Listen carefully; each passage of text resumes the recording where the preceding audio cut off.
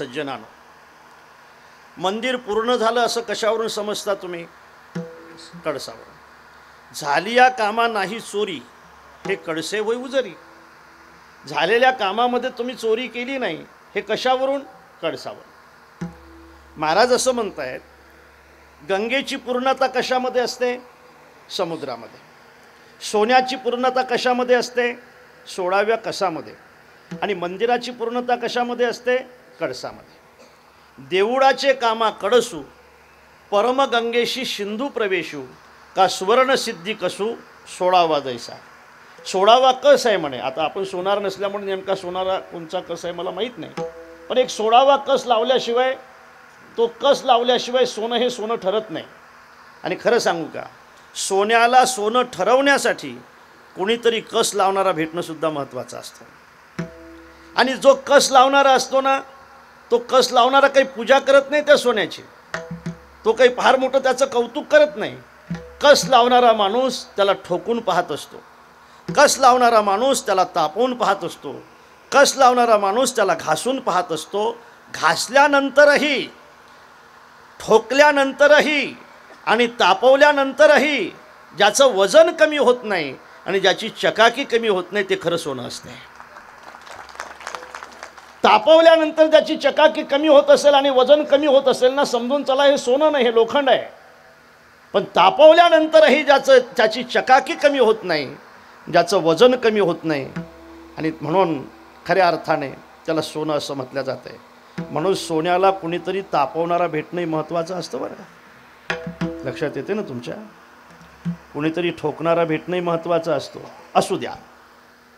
देऊळाचे कामा कडसू, परमगंगेशी सिंधू प्रवेशू, का सुवर्ण सिद्धी कसू 16वा जैसा. ही जशी त्याची पूर्णता आहे. सोन्याची पूर्णता म्हणजे 16वा कस आहे. गंगेची पूर्णता म्हणजे सिंधूमध्ये, सागरामध्ये प्रवेश आहे. आणि देऊळाची पूर्णता म्हणजे कळस आहे. या जगातले मंदिरं कोण पूर्ण केले असं जर तुमचा प्रश्न असेल तर त्याचं उत्तर आहे, ते कळसाने पूर्ण केले. आणि तो कळस कुठं जन्माला आला याचं उत्तर आहे की तो कळस महाराष्ट्रामध्ये जन्माला आला. तुका झाला से कळसा भजन करा सावकाश, भजन करा सावकाश, भजन करा सावकाश. भजन करा सावकाश, भजन करा सावकाश, भजन करा सावकाश.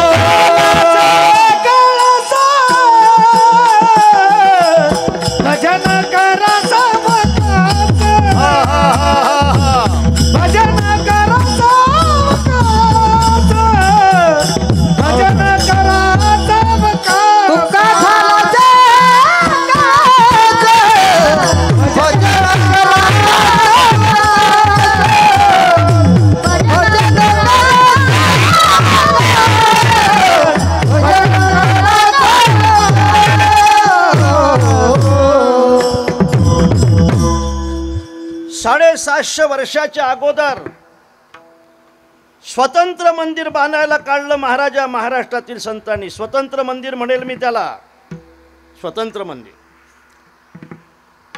स्वतंत्र मंदिर यासाठी म्हणेल की जे पायापासून चालू होते ते स्वतंत्र आहे ना. हा, नंतर नंतर चालू होत असेल तो भाग वेगळा आहे, पण ज्या मंदिराची सुरुवात पायापासून होते, पायापासून ज्या मंदिराची सुरुवात झाली वारकरी संप्रदायाच्या, आणि वारकरी संप्रदायाचं हे स्वतंत्र मंदिर 750 वर्षाच्या अगोदर सुरुवात झालं. त्याची पायाभरणी झाली, पण पायाभरणी झाल्यानंतर त्यांचा विस्तार महत्त्वाचा होता. नामदेव महाराजांनी त्याला विस्तार दिला, ज्ञानोबा रायांनी त्याला पाया दिला. पण देवे रचिला पाया, देवे रचिला पाया,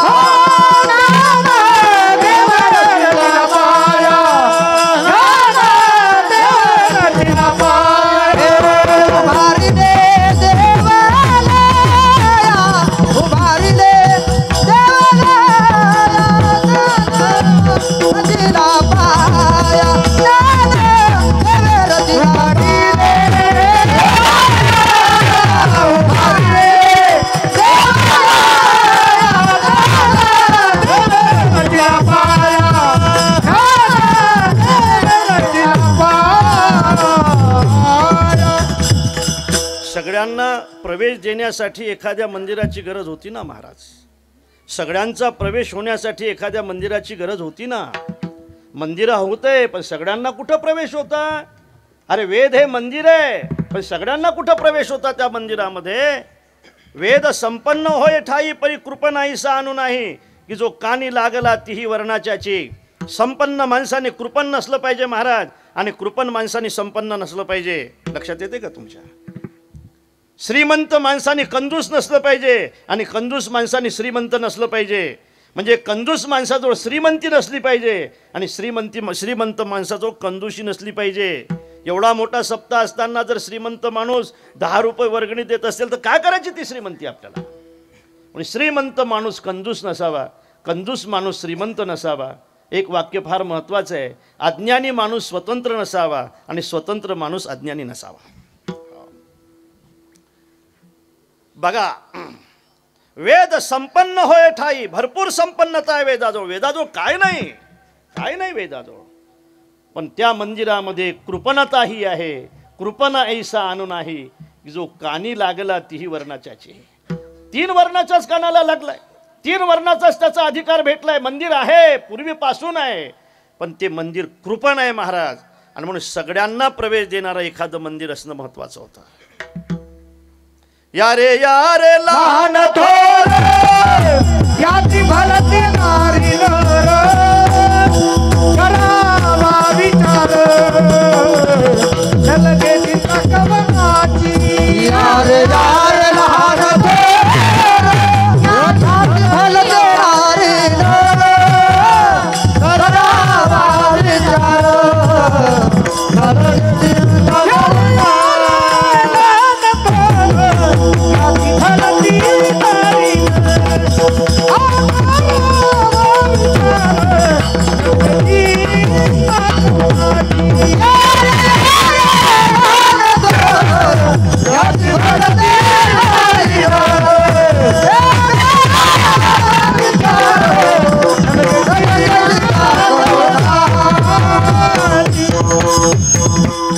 मुद्दाम आठवलाय म्हणून हा भाव मी आपल्या समोर मांडतो. महत्वाचा आहे. वारकरी संप्रदायाचं मंदिर हे स्वतंत्र मंदिर आहे आणि सर्वांना प्रवेश देणारं मंदिर आहे. आदी करुणी बास, आदी करुणी सगळ्यांना प्रवेश असणारं हे मंदिर. म्हणून आजही आमच्या जोग महाराज संस्थेमध्ये नाव विचारलं जाते, गाव विचारलं जाते, तालुका विचारला जातो, जिल्हा विचारला जात आहे, पण जात नाही विचारला जात. यारे यारे लहान, यारे यारे लहान. हे स्वतंत्र मंदिर माझ्या ज्ञानोबा रायाने चालू केलं. याला विस्तार दिला नामदेव महाराजाने. सभामंडपाला खांबाची गरज होती, तो खांब दिला नाथ महाराजाने. आणि पूर्ण विस्तार झाल्यानंतर कळस दिला तुकोबा रायाने. मला असं वाटतं की हे मंदिर पूर्ण होण्यासाठी 350 वर्ष लागले. 350 वर्ष लागले. 350 वर्ष जर एखाद्या मंदिराचं काम चालत असेल महाराज, ते काम किती मजबूत असेल. फार महत्त्वाचं आहे. काम किती मजबूत असेल. एखादा आपण मंदिर महिन्यामध्ये बांधून टाकतो आणि ते वर्षामध्ये पडून जाते. 350 वर्ष जर एखाद्या मंदिराचं काम चालू असेल तर ते मंदिर मजबूत किती असेल. किती कारागीर लागले असतील, किती किती दगडं लागले असतील. आणि खऱ्या अर्थाने त्याची उंची माहिती आहे किती आहे. त्यांची उंची आहे 16 किलोमीटर. 16 किलोमीटर उंची आहे त्याची. म्हणजे पाया आळंदीला आहे, कळस देहूला आहे. खरं सांगा, एवढ्या उंचीचं मंदिर जगात तरी आहे का कोणचं. ते वारकरी संप्रदायाचं मंदिर आहे. मला हे सांगायचं आहे, कळसाशिवाय मंदिर नाही. कोण्याही मंदिरामध्ये तुम्ही जा, तुम्हाला कळसाचं दर्शन घ्यावं लागतं. सांगू द्या मला, कळसाशिवाय या देशातलं मंदिर नाही आणि बंकड स्वामी शिवाय या देशातला सप्ताह नाही. स्वामी शिवाय सप्ताह कसा असू शकतो महाराज. कसा असू शकतो स्वामी शिवाय सप्ताह. देशातला कोणताही सप्ताह असू द्या, तुम्ही अयोध्येला सप्ताह करावा, काशीला सप्ताह करा, कुठेही सप्ताह करा, मृदंग घेऊन जावं लागतो तुम्हाला. आणि तुम्ही जर मृदंगाला नेत असाल तर तुम्हाला स्वामीला सोबत न्यावं लागतं. लक्षात ठेवा. तुम्ही जर साली सोबत घेऊन जात असाल तर तुमच्यासोबत स्वामीला आल्याशिवाय पर्याय नाही, लक्षात ठेवा. तुम्हाला काकडा जर घेणारी माणसं सोबत न्यावं लागत असतील तर स्वामीला तुम्हाला सोबत घ्यावंच लागतं. उठा जागे भारे आता स्मरण करा पंढरीला, भावे चरणी ठेवा माझा, तुकवा व्यथा जन्माचा, धनधारा होत जगबंधू, शोय रे सर्व मिळता हे जाणून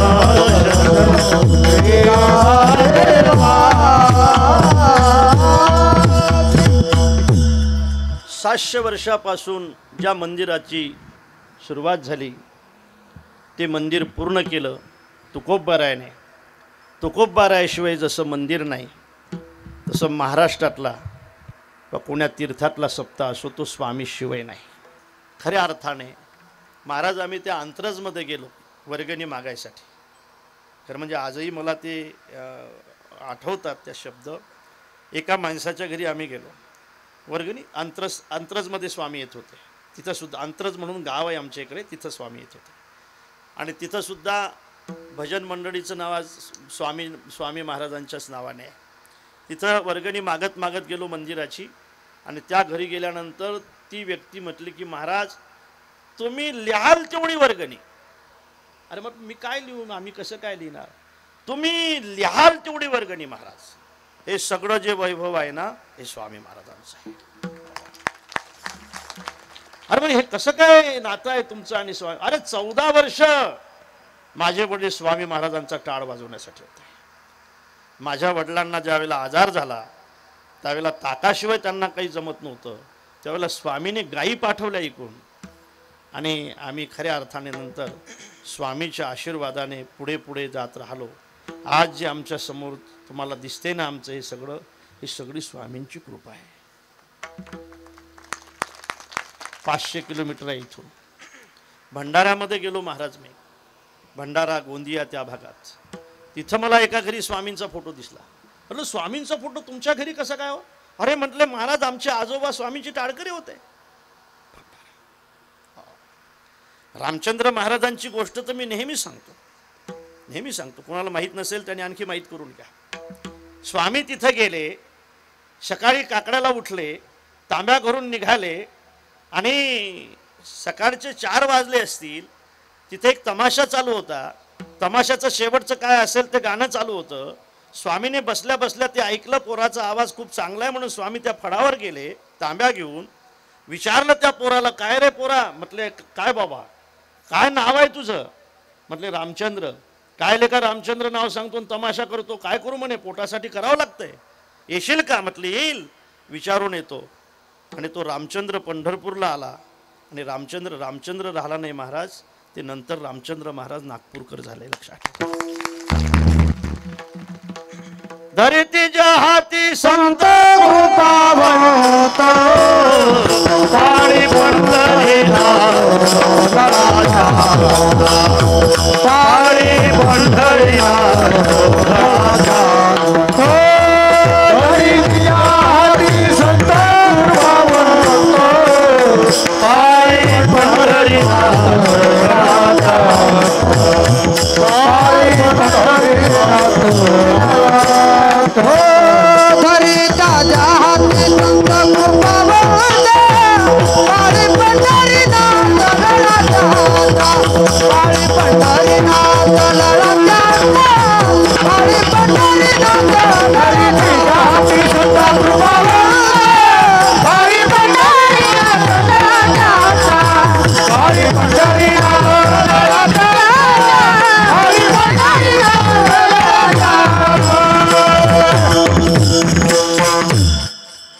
कळसाशिवाय मंदिर नाही.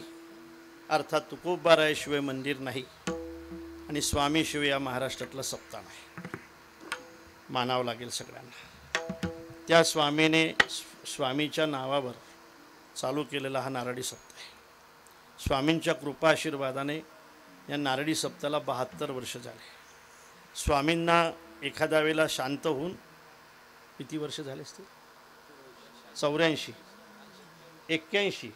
81 वर्ष झाले आणि 72 वर्षापासून हा उत्सव या ठिकाणी सुरू आहे. आपण अत्यंत प्रेमाने हा उत्सव करता आणि माझ्याकडे महाराजांनी जी सेवा दिली आणि त्या सेवेसाठी जो अभंग मी निवडला तो जगद्गुरू तुकोबारायांचा अभंग आहे.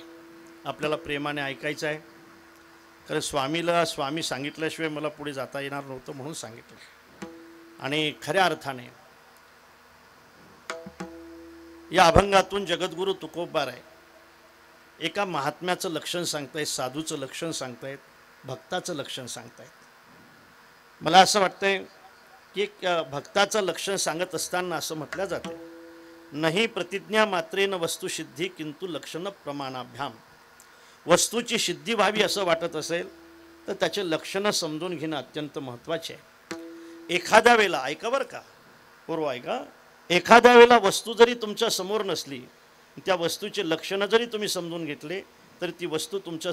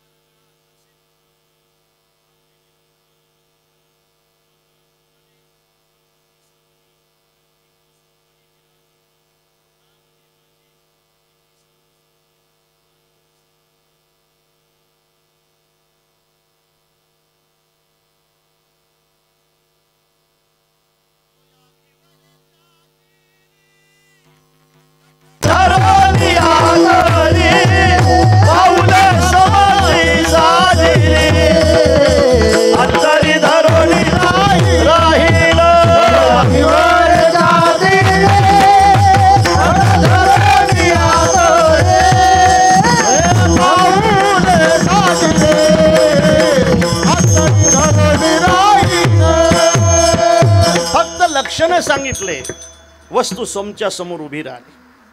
तसे काही अभंग साधूचे लक्षणं सांगणारे आहेत.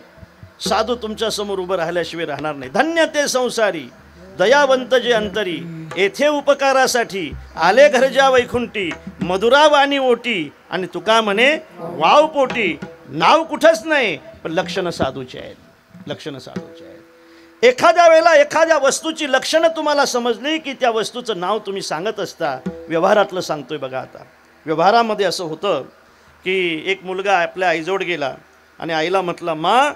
हा दादा पहिले मा म्हणत होते ना, हो आता काय म्हणतात रे? हां मम्मी. हो मम्मी म्हणतायत ना, तुम्ही काय म्हणता? मम्मीच म्हणता. आणि वडिलाला काय म्हणता? पप्पा. पप्पा. आता आणखी माम असा शब्द आला, माम. आता मम्मी कमी झाला, माम. Ma'am ma'am.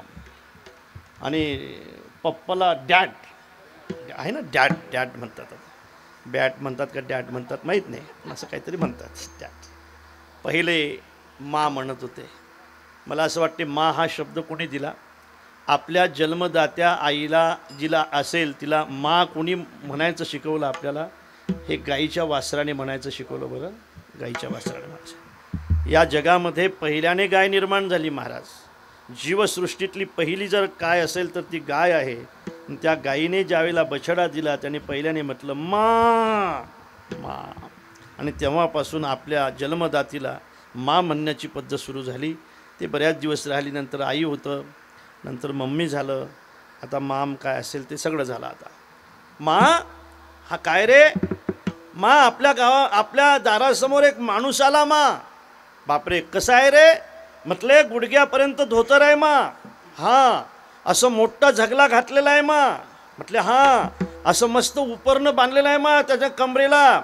म्हटले हां आणि त्याच्या एका हातामध्ये टाळ आहे मा. एका हातामध्ये टाळ आहे. हां दुसऱ्या हातामध्ये चिपडे आहे. म्हटले हां आणि त्याच्या डोक्यावर आहे ना मोराच्या पिसाचा टोप आहे. कोण आहे? मी तो वासुदेव तत्वता.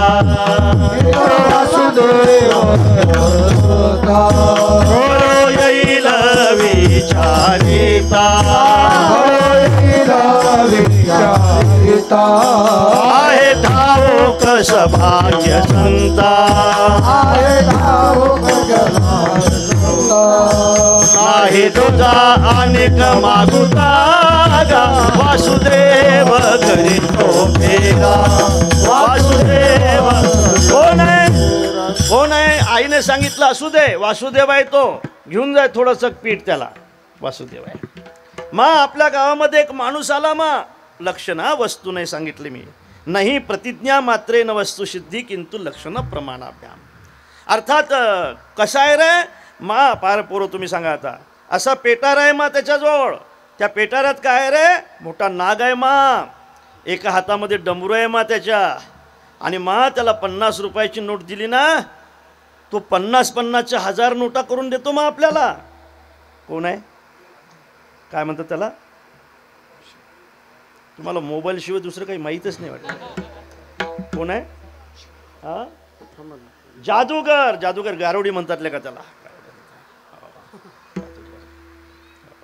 त्याला गारुडी म्हण अरे जाऊ दे तो गारुडी आहे वस्तूची लक्षणं सांगितली की तुमच्या समोर वस्तू सांगण्याची गरज नाही ती वस्तू उभी राहत असते बघा एक माणूस आहे मा कसा आहे रे मस्त जाडजूड आहे मा धोतर नेसलेला आहे वरून मस्त तो भगवा झबला घातलेला आहे मा लग्नात नव्हती इतकी चांगली टोपी आहे मा त्याच्या डोक्यात आणि हातामध्ये काठी आहे मा बाहेर खूप रुबाब आहे मा पण घरात अजिबात काही चालत नाही मा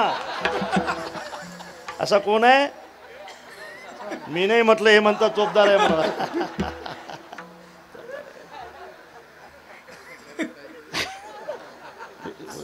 नाही प्रतिज्ञा मात्रे न वस्तू सिद्धी किंतु लक्षण प्रमाणाभ्याम आता पुढे चला लक्षण कशाला म्हणतायत तेही सांगतो ऐका सोपं करून सांगतो लक्षण कशाला म्हणतायत अतिव्याप्ती अव्याप्ती असंभव दृशनतय रहितो असाधारण धर्मो लक्षण जो ज्याचा असाधारण धर्म असेल महिलांना ऐका बरं का ऐकत आता बसल्या तर ऐकावं लागेलच ना जो ज्याचा असाधारण धर्म असेल ते त्याचं लक्षण आहे ते अतिव्याप्त नसावं ते अव्याप्त नसावं आणि त्याचा असंभव नसावा अरे ज्याचा संभवच नाही ते लक्षण कसं असेल आता माझे चोपदार अत्यंत चांगले मित्र झाले त्याच्या पाठीमागचे मित्रच आहेत म्हणा मला तुमच्याशी दोघांशी आता 5 मिनिट चर्चा करायची स्वतंत्र मी तुमच्याशी सशाच्या शिंगाबद्दल बोलायचं ठरवलं बोलू का हां बोलू का रे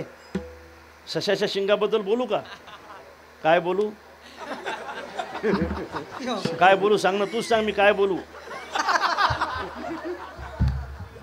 फार भाव आहे याच्यामध्ये हा सशाच्या शिंगाबद्दल काय बोलता येईल महाराज मला अरे त्या लक्षणाचा त्या लक्षाच्या ठिकाणी असंभव आहे ते लक्षणच नाही त्याचं शशशृंग म्हणतायत त्याला शास्त्रामध्ये सशाला शिंगच नसतील तर मला असं वाटतं की त्या लक्षणाचा त्याच्या ठिकाणी असंभव आहे म्हणजे लक्षण नाही आता बघा लक्षण अतिव्याप्त नसावं आणखी चोपदारालाच विचारतो चोपदार पक्षाला किती पाय असतात 2 पाय असतात म्हणजे 2 पाय ज्याला असतात त्याला काय म्हणतात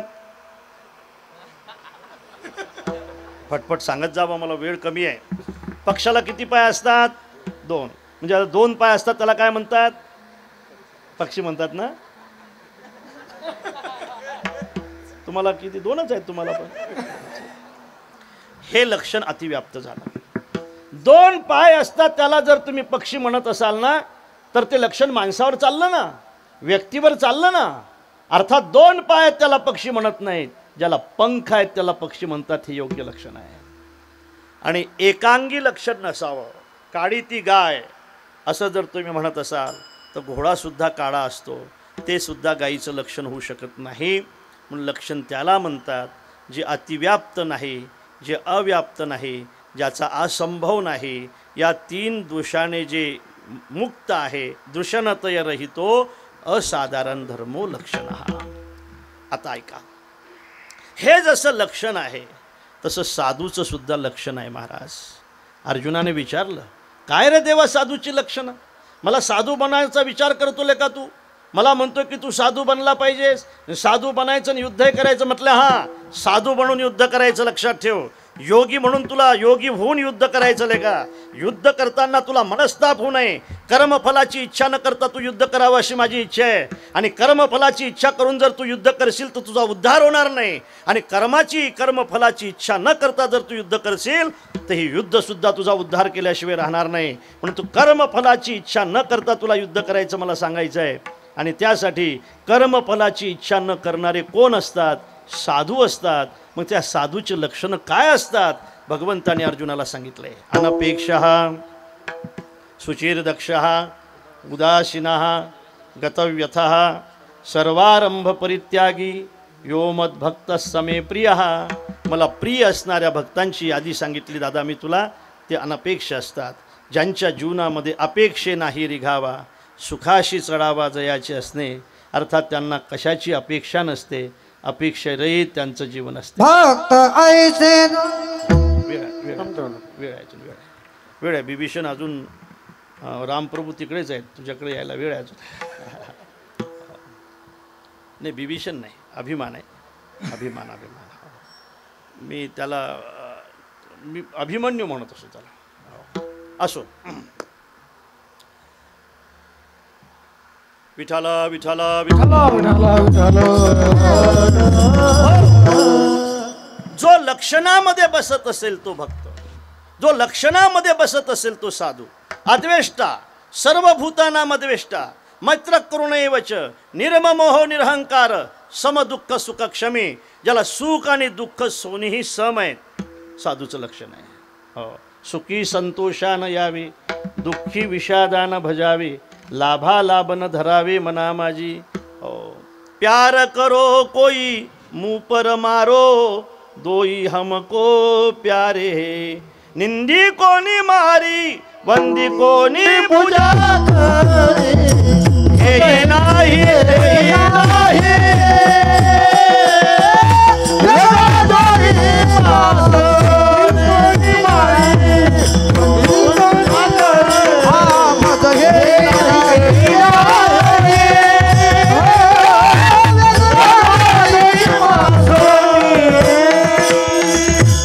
महात्म्याची लक्षणं भगवंतांनी अर्जुनाला सांगितले.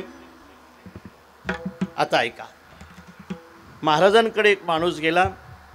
तो म्हटला, महाराज तुम्ही भक्ताबद्दल बोलत असता, खूप चांगलं बोलताय, खूप आवडीने बोलताय.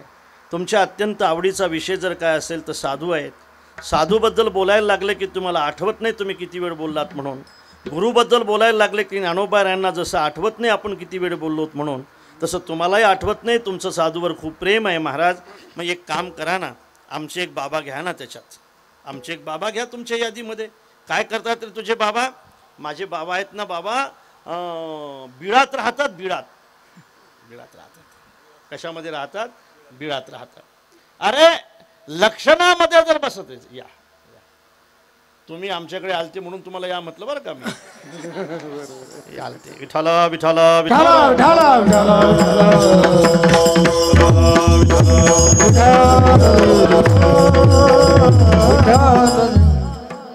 तुम्हाला विगावची एक वारी केल्याशिवाय सुट्टी नाही. सगळ्यांना शेगावला जात असताना विगाव करूनच जायचं. आता विगावचं दर्शन करूनच जायचं. तुम्ही गेले केले का त्यांना प्रेरणा भेटत राहते. त्यांना खूप आनंद वाटतो खरं म्हणजे. आणि नेकनूरची माणसं गेली की त्यांना असं वाटते आपल्या माहेरची माणसं आलीत. आपलं माहेर आहे. चला. आमचे बाबा बिडात राहतात. बिडात. असं एक लक्षात ठेव गड्या. तुझे बाबा जर लक्षणामध्ये बसत असतील ना तर मी साधू म्हणेल त्यांना. पण तुझे बाबा जर संतांच्या लक्षणामध्ये बसत नसतील, भक्तांच्या लक्षणामध्ये बसत नसतील आणि बिळात राहतात म्हणून जर तुझ्या बाबाला मी भक्त म्हटलं ना तर मला उंदराला सुद्धा भक्त म्हणावं लागेल. काय उंदीरनं धावी, काय उंदीरनं धावी. बाबा आमच्या बाबाला तुम्ही भक्त म्हणा. राख लावतात अंगाला, राख. सगळ्या अंगाला राख लावतात आमचे बाबा म्हणेल गड्या. लक्षणामध्ये बसत असेल तर तुझ्या बाबाला मी भक्त म्हणेल. पण लक्षणामध्ये जर बसत नसतील आणि तू जर आग्रह करत असेल लेका तर मला गाढवाला सुद्धा भक्त म्हणावं लागेल. राखण लावी गाढव. राखणं लावी गाढव. बाबा आमचे बाबा आहेत ना, ध्यान करतात, खूप ध्यान करतात आमचे बाबा, किती बापरे इतकं ध्यान करतात. महाराज म्हणतात हे लक्षात ठेव गड्या, तुझे बाबा ध्यान करतात म्हणून जर मी त्याला भक्ताच्या लक्षणामध्ये बसले नाहीत, तरीही जर त्यांना भक्त म्हटलं ना, तर मला तुझ्या बाबाला भक्त म्हणावं लागेल, तसं बगड्याला सुद्धा भक्त म्हणावं लागेल, नाही का. बकत ध्यानधरी मी सांगेल, फार महत्त्वाचं आहे की गोचिडाची संगत चांगली आहे महाराज, पण गोचिडाची पंगत चांगली नाही. संगत चांगली आहे गोचिडाची, पण पंगत चांगली नाही. कुत्र्याचं रक्षण चांगलं आहे, पण कुत्र्याचं भक्षण चांगलं नाही. तुम्ही म्हणा त्याला की श्रावण महिना चालू आहे, ते म्हणेल श्रावण महिना तुम्हाला, आम्हाला कशाला. हो अधिक महिना चालू आहे असं म्हणा तुम्ही त्याला, ते म्हणेल अधिक.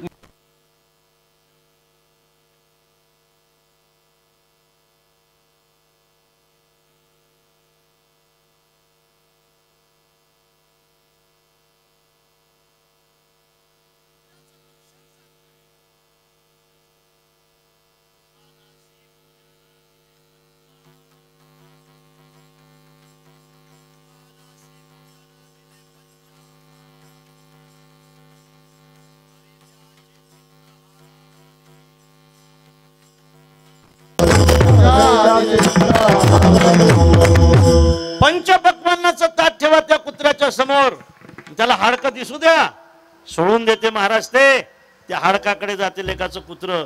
हो कुत्र्याचं रक्षण चांगलं आहे, पण कुत्र्याचं भक्षण चांगलं नाही. पुढे ऐका, कावड्याची दृष्टी चांगली आहे, पण कावड्याची नजर चांगली नाही. कावडे ढोपरा कंकर चितरा,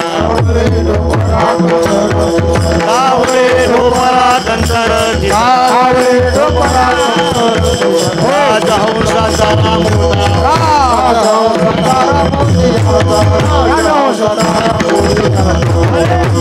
त्या कावड्याला सगळे आमच्याकडे डंगरे म्हणतात, त्याला डंगरेच बैल दिसतात. बरं ते डंगरे बैल आहेत ना बिचारा, नेमकं त्याचं ढोपर दिसते. आणि नेमकं जिथं जखम असेल ना, तिथंच कावडे महाराज टोचा मारत राहतात, ते कावडे असतात. आणि म्हणून कावड्याला फक्त दृष्टी चांगली आहे, पण त्याची नजर चांगली नाही. आणि पुढे ऐका, बगड्याचं ध्यान चांगलं आहे, पण बगड्याचं मन चांगलं नाही. ध्यान कसंही असू द्या, मन महत्त्वाचं आहे, मन महत्त्वाचं आहे. अष्टवक्राचं ध्यान 8 ठिकाणी वाकडं होतं. जनकाच्या सभेमध्ये साहेब ज्यावेळेला अष्टवक्र गेले आणि 8 ठिकाणी वाकडं असलेलं असं शरीर त्या विद्वानाने पाहिलं आणि ते हसायला लागले. पोरं फार महत्त्वाचं आहे, ज्यावेळेला हसायला लागले त्यावेळेला अष्टवक्र इतके विद्वान होते. अष्टवक्र म्हटले की राजे, हे विद्वानाची सभा आहे का चर्मकाराची सभा आहे? तुमच्या लक्षात आलंय का? हे विद्वानाची सभा आहे का चर्मकाराची सभा आहे? माझ्या चांबल्याकडे पाहून जर हे हसत असतील तर मला असं वाटतं ही सभा विद्वानाची नाही, ही चर्मकाराची. ध्यान कसंही असू द्या, मन चांगलं असलं पाहिजे. आणि आपलं मन आपल्याला समजत असते. अनेक साधू असे होते की ते ध्यानावर नव्हते, त्यांचं मन चांगलं होतं. 1 मिनिटासाठी जर माझ्यासोबत तुम्ही विदर्भामध्ये चालत असाल, यायचंच आहे ना, आता थोडक्यासाठी चालत.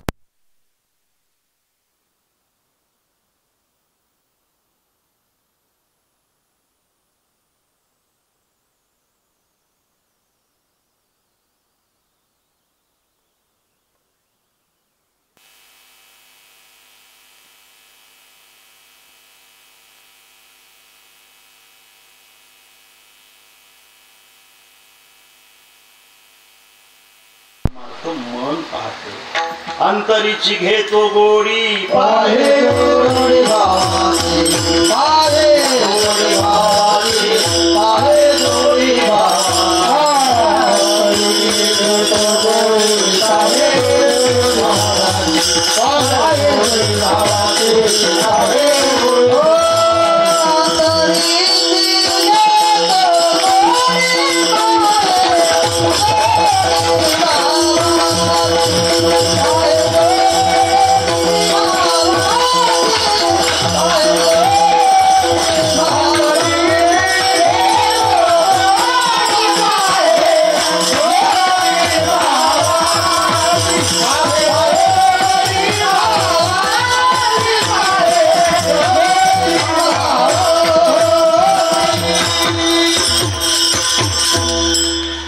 भगवान म्हणतायत अर्जुना, तू मन हे मी माझ्या भजने प्रेम घे, तू मन मला, तू मन, तू दुसरं काही दिलं नाही तरी चालेल, तू मन घे. मग तू कोण्याही व्यवहारामध्ये राहा, मी तुझा उद्धार केल्याशिवाय होणार नाही. पण बगड्याचं ध्यान चांगलं आहे पण मन चांगलं नाही. आमच्या बाबाला बाबा म्हणा ना.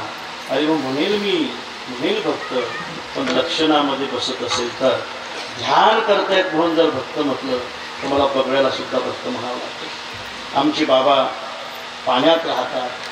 महाराज म्हणतात तुका म्हणे सुसर जडी कावळी कानना. त्या ठिकाणी मगर सुद्धा पाण्यातच राहतात, त्यांना सुद्धा भक्त म्हणावं लागेल.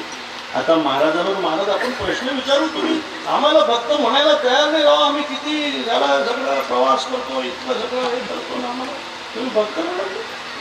हा मग तुमचे आहेत भक्त नाही म्हटलं. देवाला सुद्धा सांगितलंय महाराजांनी, देवाला सुद्धा खडसून सांगितलंय, देवा तू माझं चांगलं कर का वाईट कर, मी कोणालाही भक्त नाही म्हणणार.